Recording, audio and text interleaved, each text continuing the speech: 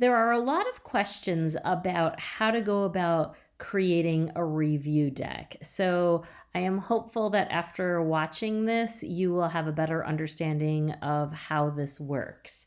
I'm going to start with a child who, let's say you're doing a apple ah.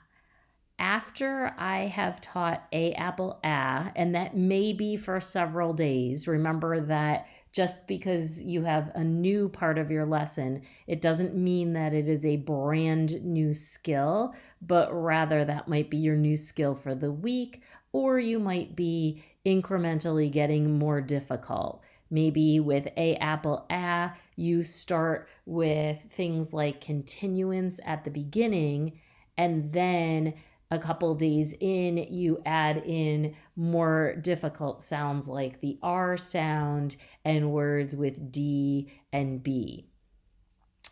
After I have taught a apple and I am moving on to I itchy my review deck only has a apple words in it, and I choose a few of the sentence cards from my a apple deck, because remember, they are supposed to be reading words and sentences.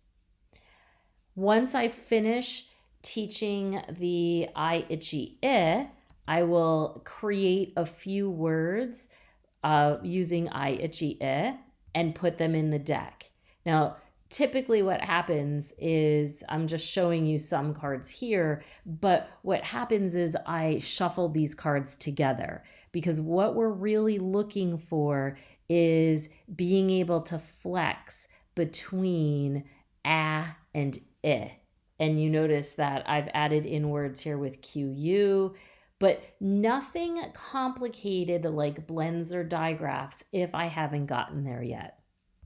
I then, for those next few lessons, will give them sentences that have I itchy Now, I've just taught O olive What I will do is create a couple of words that have O olive and I'm going to shuffle these into my deck so that now they have to flex between I, and my sentences may be a variety using short A, I, and O. During the time that I'm using those words, I'm moving on to U upper and again, some words are easier with continuance at the beginning. Some are more difficult with the B and D. Some have stops at the beginning. And so I'll add in several cards into that deck. And these are just decks of cards that I create, usually with inexpensive index cards, because this deck is really going to continue to grow, as well as you having to remove cards that are too easy from this deck. So now I've gone on and I've taught E, Eddie, I'm going to go through and add in several words that have E, Eddie, Again, nothing complicated with blends or digraphs. And now I have nothing but closed syllables in my review deck.